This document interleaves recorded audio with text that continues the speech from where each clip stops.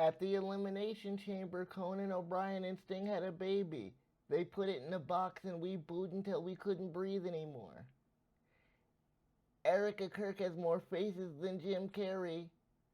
We talk about the up and down, wallet breaking roller coaster that is WWE, and I am singing the single player blues. All of that and more tonight on Sloth Talk.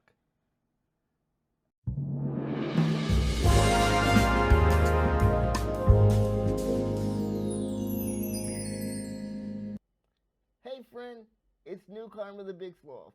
Hey, NXT was so lit. Vengeance Day was so lit. Vengeance Day was so lit. It was the best wrestling event I've seen in a long time. The main roster needs to really take notes. Everything. The entire match card. Let me pull up this match card, bro.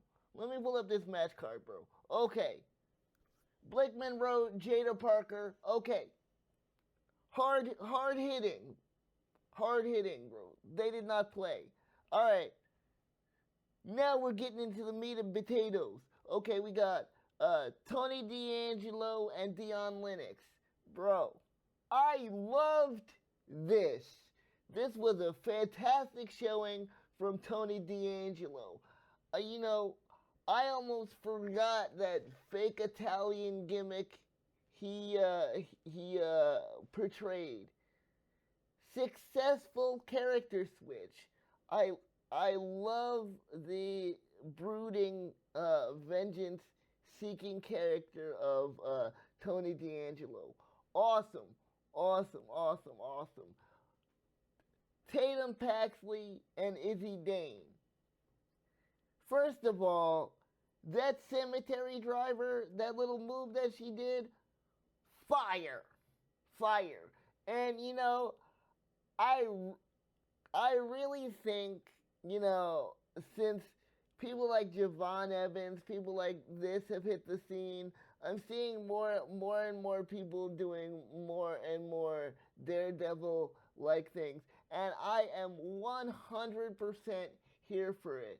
I have to be honest. This entire PLE, I was on the edge of my seat. I really was.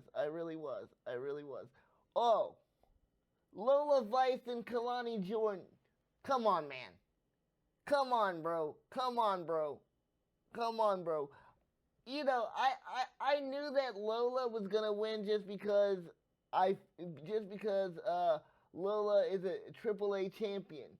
But still, the match was fire, and that's a testament to the skills of all the athletes, because I was excited to see this match, even though I knew the likely outcome, because I knew it was going to be hard hitting. I really love those NXT Underground matches. It gives it a totally different feel. Ricky Saints and Joe Hendry. I feel like the Joe Hendry win was a foregone conclusion. I appreciated it, but to me, the crux of the excitement was really the middle of the card. And if you ask me, WWE needed a win like this. They need a win like this for the main roster, because it's scary. Speaking of scary, scary and evil, the ticket prices. I've been hearing on the news that the ticket prices are ridiculous, and currently the quality of the show is going down. You almost hear me say it in every video that I feel like the NXT developmental brand is, almost leaps ahead of the main roster product. I really feel like that. And if you're going to charge an arm and a leg for the main roster product, it better be good. Speaking of good,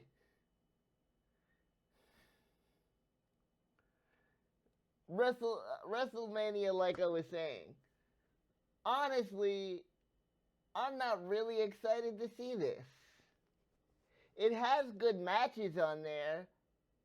You know, CM Punk versus Roman Reigns. You know, and there's a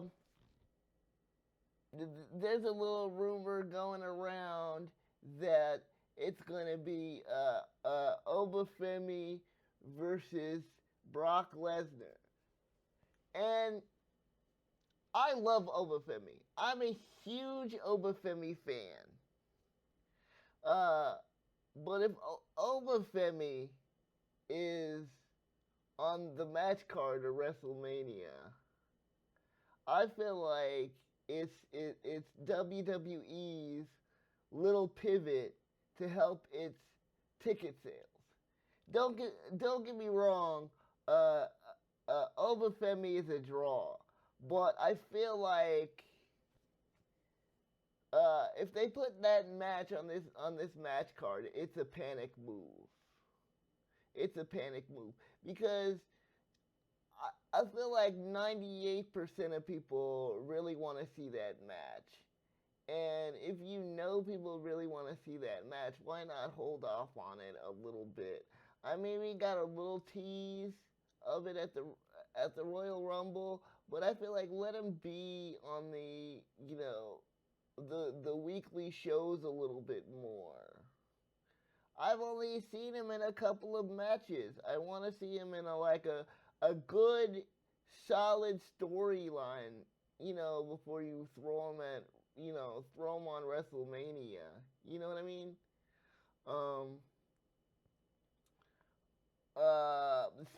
Speaking of that, I find myself looking for Javon Evans like every week. His matches are always fantastic. And like I just said, the NXT brand to me is currently better overall than the main roster product. And now that both Javon Evans and Obafemi aren't on the NXT product, I feel like it's missing something. Although it's still better than the main roster, which I feel like is really, really saying something. I mean, it's, you know, my dream has always been to go to WrestleMania, but I feel like that dream is slowly slipping through my fingers, especially now that TKO has taken over. Like, I don't prices ever rarely go down unless like some kind of catastrophic event. Unless people really stop like buying the tickets and things like that, I don't see the ticket prices really going down in any significant manner, which hurts my feelings as a lifelong wrestling fan. It's almost like they don't care about us for real, you know.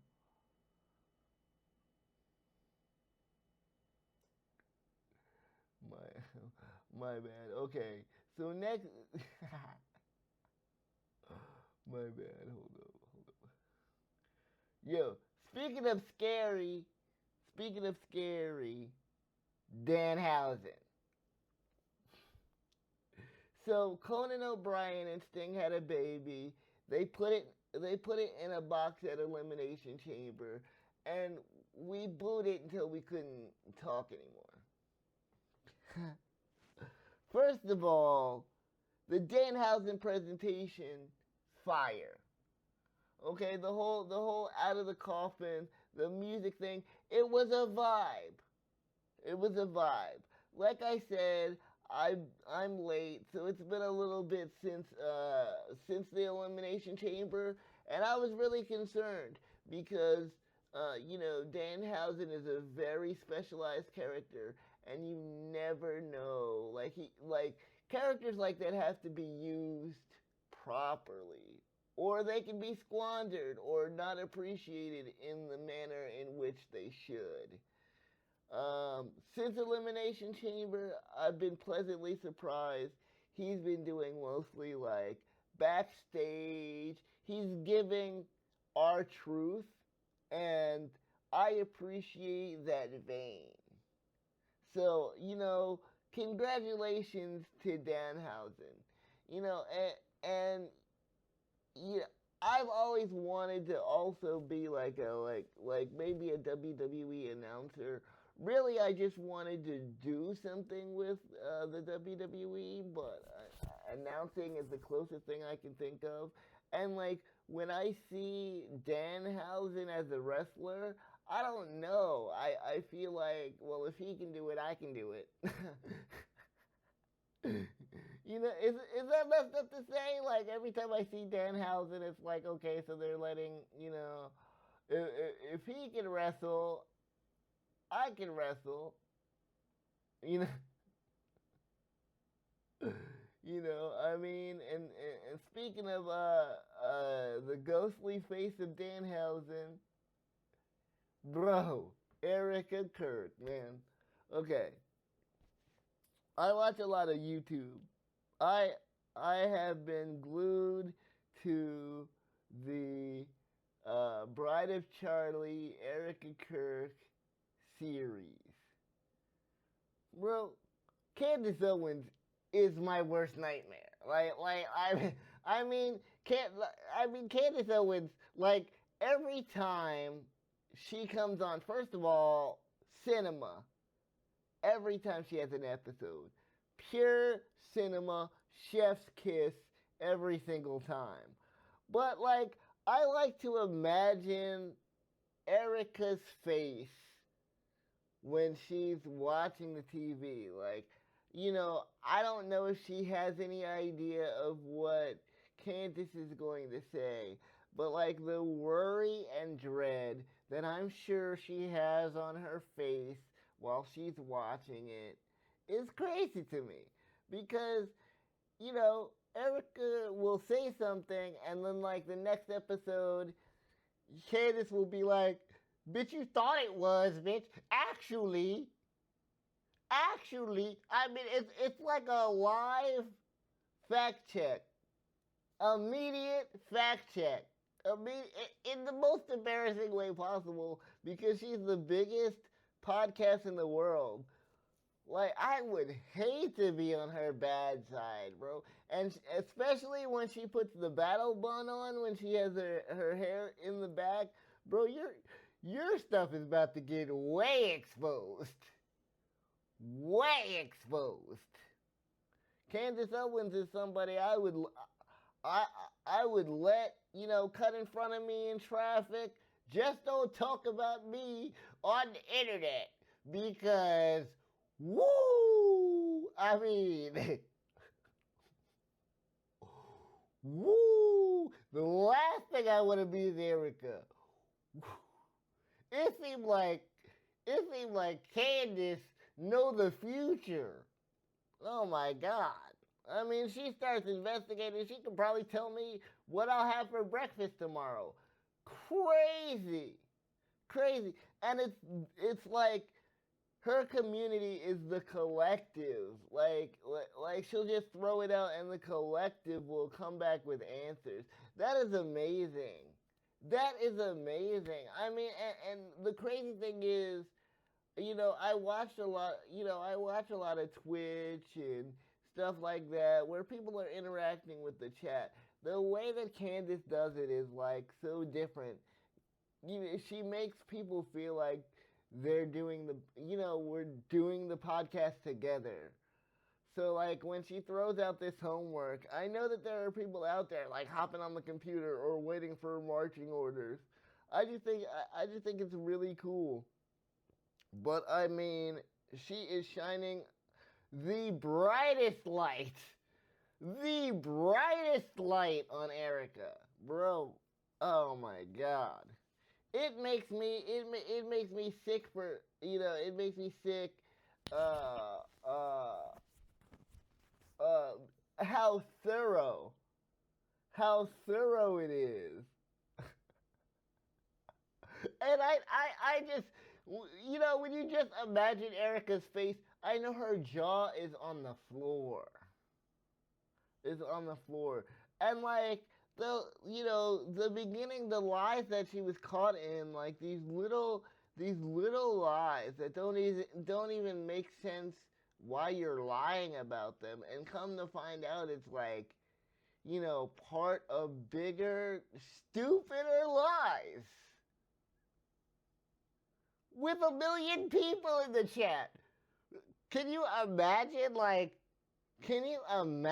with 1 million people in the chat, like, just your whole life story out there on Front Street, and people actively knowing that you lied to their faces? Like, where do you go from there?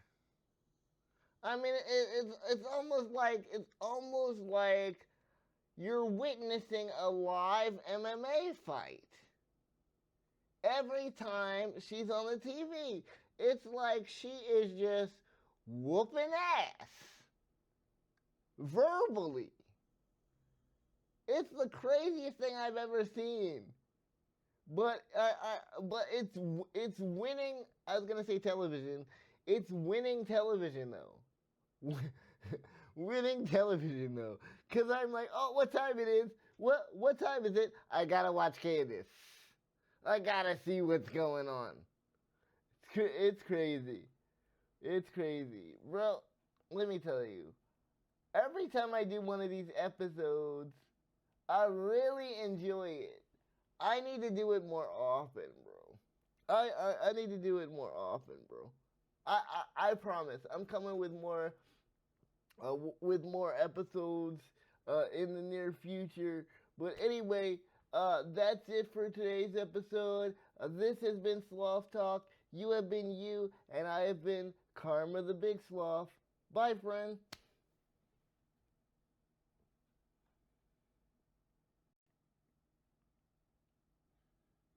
Ladies and gentlemen, WWE 2K26 is out. What is this ringside pass garbage? What is this? No, first of all, not even the ringside pass garbage. I just want to complain in general. Okay? Look. I am what one would call an adult. I work. I don't have time to play video games all day. I'm what people call a casual gamer. As a casual gamer, I have no desire to sit and grind for hours and hours, especially for rewards that were in the previous game for free last year. What are you talking about? The game is already so expensive. And then when you buy the ringside pass, you're paying for the privilege of the hard work. You're paying for the ability to work hard to achieve what you want. That is what you are paying real world IRL money for.